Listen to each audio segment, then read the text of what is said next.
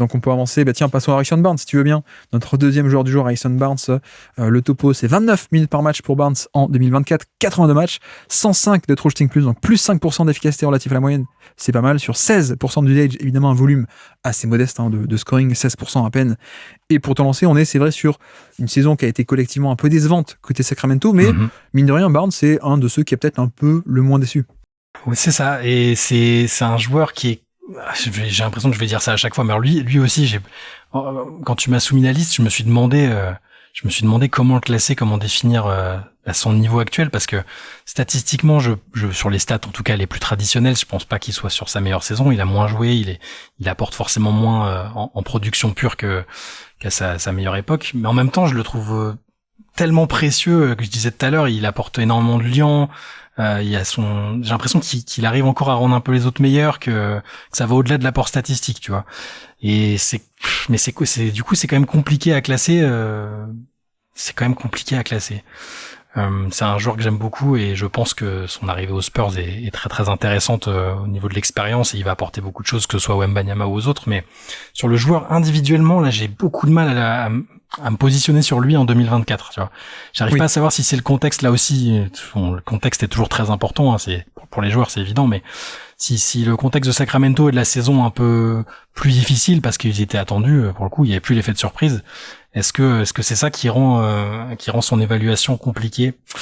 Je sais pas, j'avoue que je veux bien ton avis sur Barnes parce que et peut-être que ça va m'aider à affiner un peu le mien, parce que je voudrais pas quand on le classera tout à l'heure, j'ai peur de le mettre beaucoup trop bas par exemple, tu vois, alors que c'est encore un joueur qui dans les stats avancées est quand même je pense il a tout son mérite.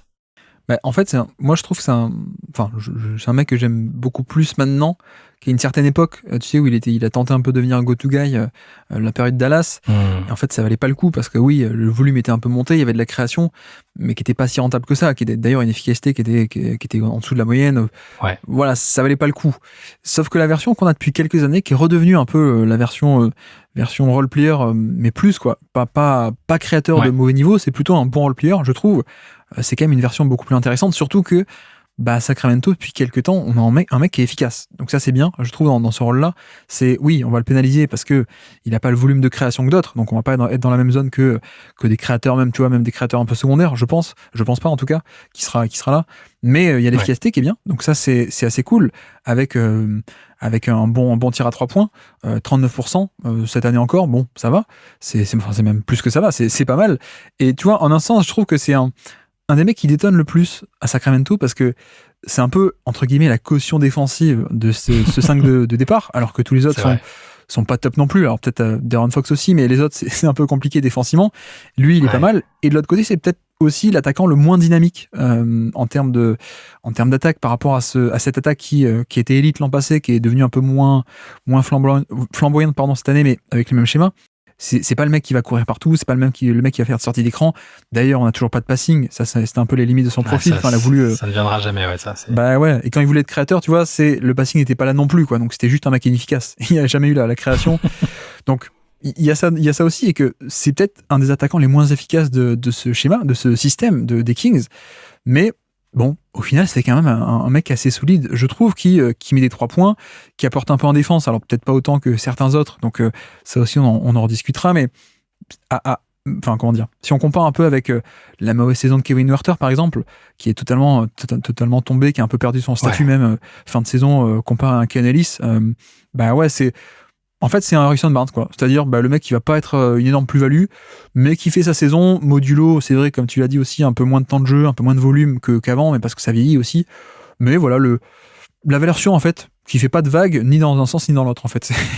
C'est exactement ça. Moi, c'est comme ça que je le vois. Et il a beaucoup apporté aux Kings quand ils ont fait leur saison surprise là, où ils sont revenus en play-off et tout. Là, je le trouve vraiment bien. Là, peut-être que tout en restant vraiment fiable, hein, t'as donné ses chiffres, son adresse, elle est très bonne à 3 points et c'est la caution défensive. Moi, la défense des Kings l'année dernière était vraiment décevante ou en dessous de la moyenne à mes yeux en tout cas.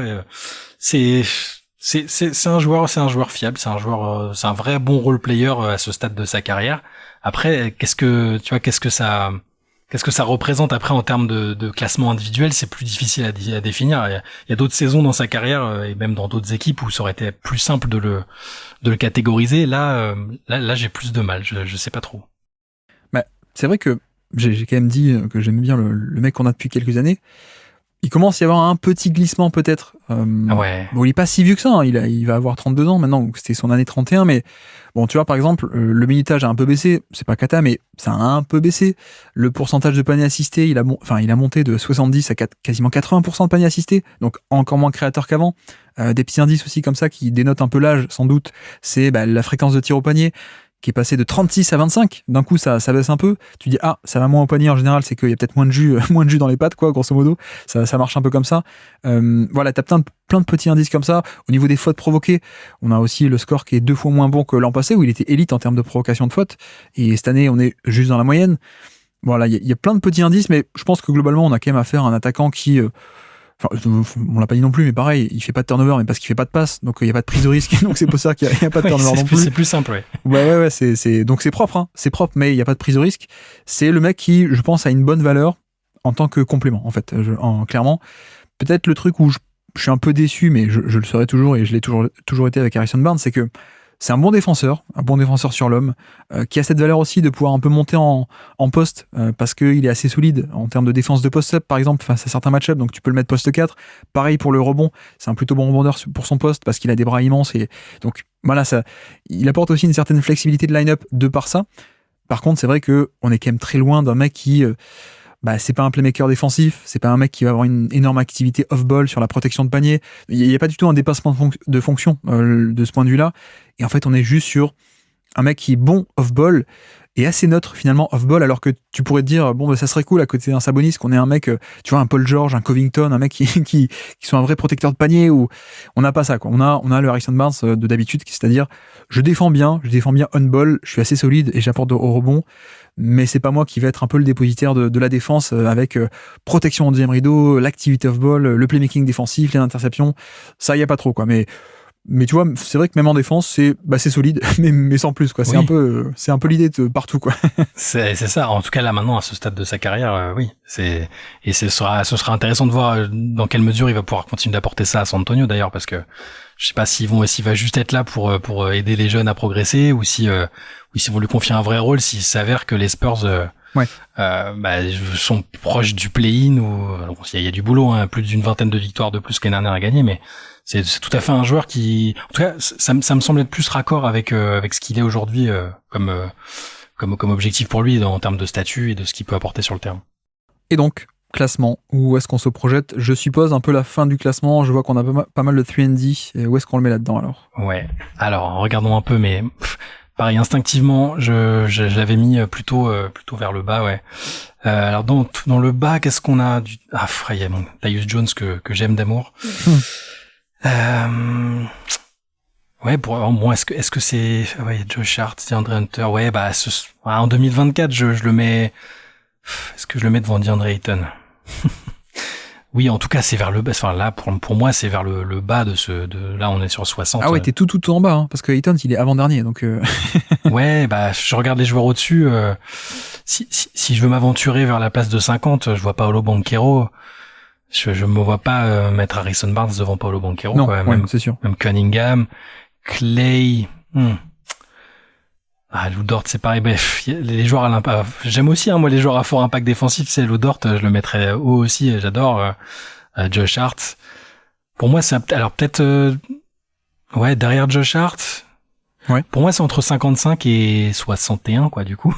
Oui, je suis d'accord. Tu vois. Je suis d'accord parce que, tu vois, on a un groupe de 3&D là qui est Lou Dort, Naismith et Hart. Je trouve qu'ils sont un peu plus, je vais pas dire transcendants, mais ils apportent un peu plus de valeur dans le domaine où ils sont bons. Genre, Lou Dort, il est pas juste bon en défense, il est quand même assez génial, et c'est un peu la clé de voûte de certains match-ups, donc contre Doncic par exemple, donc c'est pas mal. Naismith, peut-être un peu moins génial en défense, mais il y a le 3 points et le dynamisme en transition, donc c'est pas mal. Josh Hart, il y a pas le shoot, mais on est quand même sur un mec qui fait tellement de choses. Et lui, pour le coup, tu en parlais de Barnes, c'est le neutre en défense off-ball. Hart, c'est l'inverse. Hart, c'est le mec qui fait tout. Donc, ouais, je pense qu'on est par là, parce que les autres sont un peu plus géniaux, entre guillemets géniaux dans leur rôle. Je trouve que Barnes, qui est un peu plus neutre. En défense, bien sûr. Ouais. Même par rapport à Hunter, Bon, je pense qu'on va le coller à Hunter après, dessus-dessous. Ça n'a pas trop grande différence, je pense, mais je sais pas. Hunter, comment tu vois un peu le duel par rapport à ces deux-là? Est-ce que tu as un avis ou pas? Si, ouais, c'est pas simple. Je me suis pas réveillé ce matin en me disant, tiens, qui je mettrais entre DeAndre Hunter et Harrison Barnes? Mais c'est une question intéressante. Je marche pas mal en termes de dynamique. Là, comme ça, allez, je donnerais peut-être le bénéfice à Harrison Barnes entre les deux. Ça me va. Ok, bah mettons-le là. Alors. Mettons-le entre Josh Hart et DeAndre Hunter. On est autour de la 55e place, alors un truc comme ça. Oui. Donc, je pense quand on va éliminer les derniers du classement, là, si on enlève les derniers qui sont pas top et qu'on les remplace par des mecs qui étaient pas dans la préliste, c'est peut-être un des derniers qui va passer le cut, je pense, Barnes. Du coup, si on rajoute certains mecs un peu au-dessus. Très possible. Ouais. C'est bon, on verra ça. Et donc on passe au petit quiz pour finir. Nous sommes le 7 mars 2024 et c'est une action marquante. Tout le monde s'en souvient? Non, pas du tout. C'est un dunk contre les Spurs, un double clutch comme ils disent. Donc il saute en l'air, il y a un mec qui passe pour contester, il passe dessous et puis ensuite il remonte avec le bras. Double clutch. Je sais pas si tu vois un peu ce que je veux dire. Je vois ce que tu veux dire. Oui. Qui est sur le terrain au moment de ce double clutch contre les Spurs? Waouh, qui est sur le terrain? Bon, allez, De'Aaron Fox. Oui, tout à fait.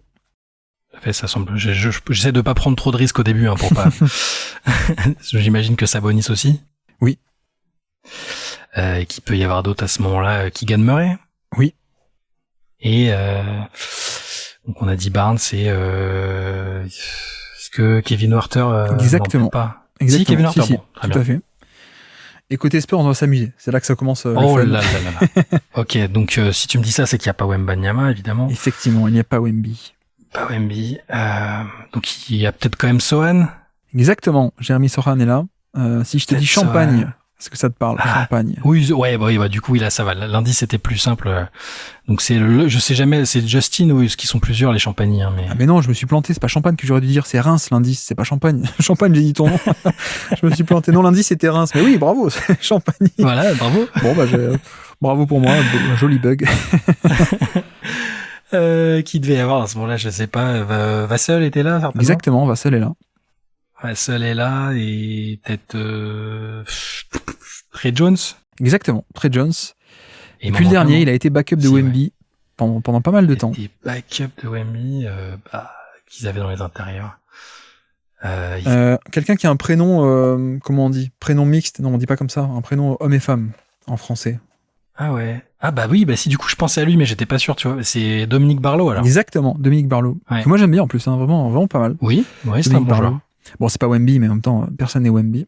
mais effectivement, voilà qui est sur le terrain. Merci pour le petit bug d'indice où j'ai carrément donné un nom. C'est bravo. Je me suis dit, ouais, il a pas allé creuser aussi loin que d'autres fois. Ouais, Champagne pour Champagny, c'est pas top, hein. On va pas se mentir.